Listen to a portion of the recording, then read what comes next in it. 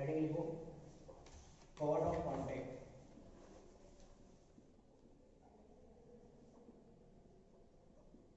COC, क्या बोलते हैं इसको शॉर्ट में, COC, ठीक है। इंपॉर्टेंट टाइटल है, मोस्ट इंपॉर्टेंट टाइटल है, ठीक है। और ये जो टाइटल है ना, chord of contact, tangent, normal, pair of tangents, ठीक है, ये सारे के सारे टाइटल्स आगे फोनिक में भी आने वाले हैं, तो इन वर्ड से फेमिलियर हो जाओ पहले से।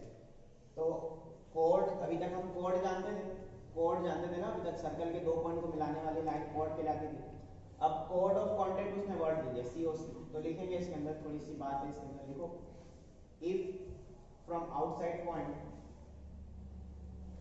if from outside point x1 y1,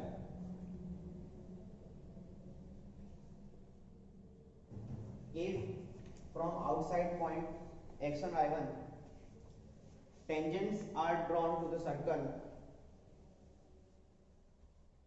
tangents are drawn to the circle a is equal to 0, a is equal to 0, circle, circle a is equal to 0, common लगाना। The line joining point of contact is called chord of contact.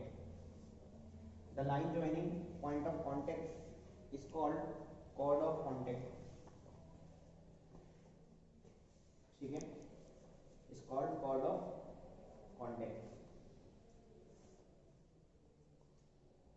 पढ़ो इसको, क्या लिखा है, क्या लिखा है हमने, किसी आउटसाइड पॉइंट से आपने टेंजेंट ड्रॉ करी सर्कल पर। हाँ, तुम बताओ किसी भी आउटसाइड पॉइंट से सर्कल पर कितनी टेंजेंट ड्रॉ कर सकते हैं, 2। अच्छा, सही बोल रहा है ना, ये बात हमने कहीं पढ़ी है पहले। तो किसी आउटसाइड पॉइंट से आपने सर्कल पे दो टेंजेंट ड्रॉ करी, तो वो दो टेंजेंट सर्कल के साथ दो पॉइंट ऑफ कांटेक्ट बनाएंगे, बनाएंगे ना, ऑब्वियस बात है। तो उन पॉइंट ऑफ कांटेक्ट को अगर मैं ज्वाइन कर देता हूँ सर्कल के अंदर, तो वो कॉर्ड बन जाएगी, वो क्या बनेगी, कॉर्ड ऑफ कांटेक्ट बन जाएगी। वो कॉर्ड तो है ही, बट उसको कॉर्ड ऑफ कांटेक्ट नाम दे देंगे। तो देखिए फोटो की जैसी बनेगी इसकी, कि जस्ट सपोज ये आपका सर्कल है, ठीक है, ये आपका आउटसाइड पॉइंट है P x1 y1, नाम भी दिया है ना उसमें, किसी आउटसाइड पॉइंट x1 y1 उसको P नाम दे रहे हैं, ठीक है। यहाँ से आपने दो टेंजेंट ड्रॉ करिए, ये आपका PT हो गया, ठीक है, ये यहाँ पे ये पॉइंट ऑफ कांटेक्ट वाला पॉइंट T है, ठीक है, बोलो। yes. और ये यहाँ से आपका सेकंड पॉइंट हो जाएगा इस तरीके से, इसको T डैश नाम दे देते, सही है क्या, yes. ठीक है। और ये सर्कल का क्या है यहाँ पे, सेंटर, सर्कल का सेंटर, ओके। इस सर्कल का नाम है S इक्वल टू 0, मैं इसको जब चाहूँ तब बेसिक भी ले सकता हूँ और जनरल सर्कल भी ले सकता हूँ, ठीक है। अब मेरी बात ध्यान से सुनना, अगर मैं ये पॉइंट ऑफ कांटेक्ट है दोनों, इन दोनों पॉइंट ऑफ कांटेक्ट को ज्वाइन कर देता हूँ ये, तो ये आपका T डैश क्या हो जाएगा, कॉर्ड ऑफ कांटेक्ट हो जाएगा। ये क्या हो जाएगा, T dash, this is chord of contact. कोई दिक्कत इसमें नहीं, बढ़िया। सेंटर थोड़ा सा मैं इधर शिफ्ट कर रहा हूँ थोड़ा सा, कोई दिक्कत नहीं है, बोलो, ठीक है ना। अब मेरी बात ध्यान से सुनना, मैं क्या कर रहा हूँ, इस सर्कल के सेंटर से इस P पॉइंट को ज्वाइन कर रहा हूँ, कर दूं क्या, तो आप देखोगे ये रेडियस बन जाएगा, और ये वाला पॉइंट भी अगर मैं ज्वाइन करता हूँ तो ये भी क्या बन जाएगा, रेडियस बन जाएगा। और इस पॉइंट को इस पॉइंट से ज्वाइन कर देता हूँ, सही है, है ना। तो आपको इसके अंदर बहुत सारी बातें दिखाई दे रही है। अच्छा, ये एंगल कितना है, 90, बहुत अच्छे, ये एंगल कितना है, 90, और ये एंगल कितना है, 90, ये भी 90, सही है क्या, ठीक है ना, okay.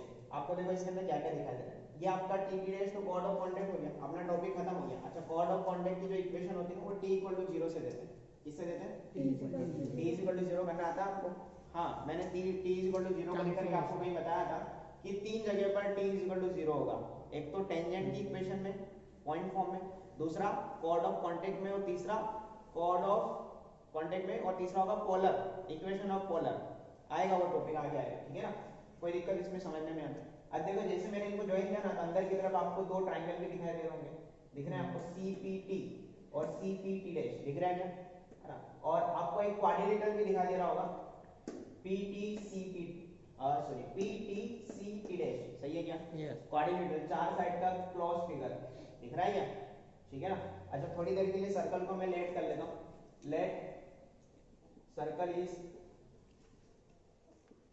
S is equal to x square plus y square plus 2gx plus 2fy plus C is equal to 0। दिख रहा है आपको H is equal to 0 circle है ना। एस का मतलब ये पूरा, कोई दिक्कत इसमें, मतलब सर्कल का सेंटर क्या हो जाएगा माइनस जी माइनस से, और सर्कल की रेडियस को मैं आर ही लिख रहा हूं इधर, कोई दिक्कत इसमें, ठीक है।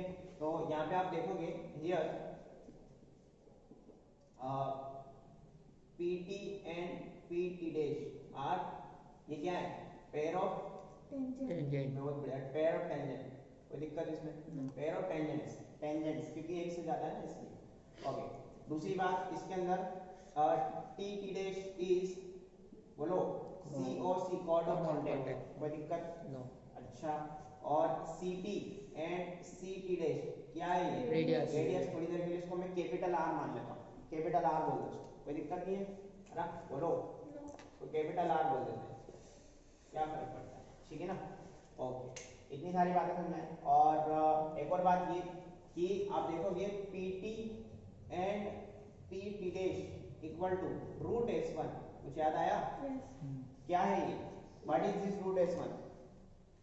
The length of the tangent. Length of the tangent, नहीं पढ़ा है हमने टॉपिक। तो ये आपके पास क्या है, दिस इज रूट S1, कहां से कहां तक, यहां से लेकर के यहां तक, और ये भी कौन है, रूट S1 है ना। सर्कल के इक्वेशन में अगर आप x1 y1 पॉइंट पर रख दोगे तो आपको लेंथ ऑफ टेंजेंट PT मिल जाएगी, ठीक है, टेंजेंट का वो टुकड़ा मिल जाएगा, ठीक है। ओके, अब देखो हमारी काम की बात क्या थी, तो यहाँ पे मैं पॉइंट नंबर 1 लिख दूं, ये सारी बातें समझ में आ गई, कोई दिक्कत तो नहीं इसमें। ओके, पहला पॉइंट लिख रहा हूं मैं, equation of chord of contact, equation of chord of contact, ये क्या हो जाएगा, equation of chord of contact will be given by t is equal to 0, कोई दिक्कत इसमें, बोलो नहीं। अब ये t is equal to 0 किस में करोगे आप, किसमें करोगे इसको, t is equal to 0 कहां लगाओगे, सर्कल की इक्वेशन में लगाओगे नहीं। और इसमें t is equal to 0 में किसका रोल रहेगा, उस पॉइंट P का रोल रहेगा x1 y1 का, अरे बोलो ना। तो बताओ अगर मैं x1 को रिप्लेस करूंगा किससे, x1 से, पता होना चाहिए कि x1 में x कौन है और x1 कौन है। x1 कौन है, वो पॉइंट है, उस पॉइंट का x कोऑर्डिनेट है, और x कौन है, कोई भी वेरिएबल है अननोन।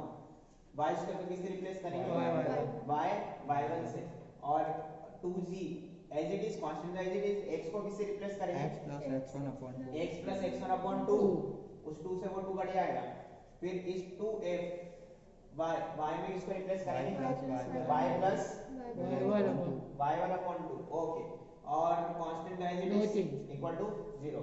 मैं लिखूं नहीं इसको नीचे, नहीं, यहां तक चलो कॉपी करो, फिर सेकंड बात करेंगे। हो गया, लिख लिया यहाँ तक।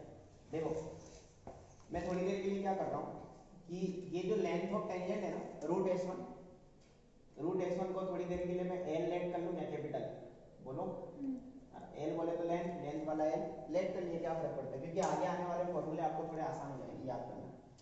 तो एक बात मुझे अगर ये कोई पूछेगा कि देखो equation of chord of contact तो हमारा टाइटल खत्म, लेकिन इसके अंदर 3-4 पैरामीटर और है, वो आपको समझना बहुत जरूरी है, क्योंकि कॉर्ड ऑफ कांटेक्ट से 4-5 क्वेश्चन बनते हैं अलग अलग, है ना, टाइप्स के। तो दूसरा क्वेश्चन आपसे वो ये पूछ सकता है कि लेंथ ऑफ द कॉर्ड बताओ, लेंथ भी तो पूछ सकता है ना वो, लेंथ ऑफ द कॉर्ड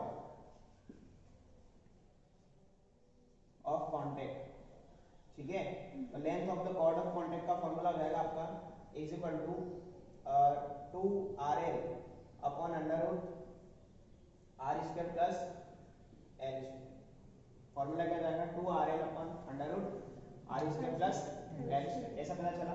आप क्या करो, ये आपको एक राइट एंगल ट्रायंगल दिख रहा है, ये L है, ये R है, तो ये वाला under root R square plus L square हो जाएगा, नहीं, बोलो यस, है ना। आपको ये लेंथ चाहिए ना, ये लेंथ कैसे निकालोगे आप, उसके लिए थोड़ा सा अलग मामला जोड़ना पड़ेगा ना। आप प्रूफ पे मत जाओ, आप सिंपल ये फार्मूला याद रखोगे। इसके अंदर R कौन है, radius of the circle, L कौन है, लेंथ ऑफ द, अरे निकाल सकते हो ना रूट S1 आराम से, लेंथ ऑफ द टेंजेंट, ठीक है। तो ये आपका फार्मूला हो जाएगा, क्लियर, यस, कॉपी करो, है ना। इसमें ये 2RL upon under root R square plus L square लिखा है।